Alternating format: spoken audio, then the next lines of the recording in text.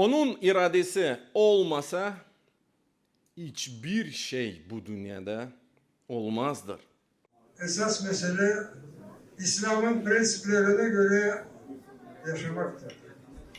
Kendi İslam, Müslüman borcunu yerine getirmektir.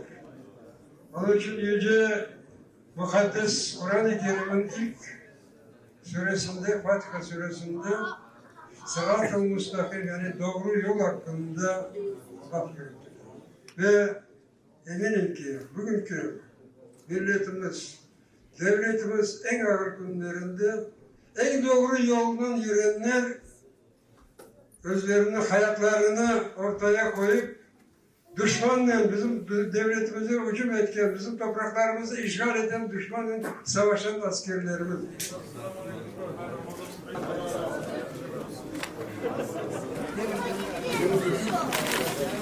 Тут печиво, батончик,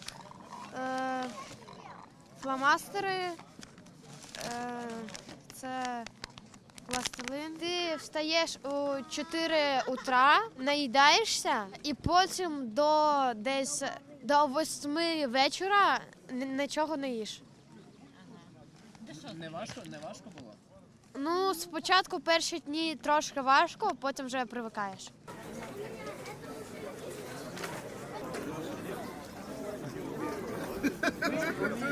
Це важливе свято для мусульман, для кримських татар, для нашої сім'ї. Для мене окремо важливо дітей привчати до свята. Я сьогодні з дітьми, вже от другий рік їх приводжу, їм дуже подобається. Найбільше, напевно, впливає це те, що ми не зустрічаємо це свято в Криму.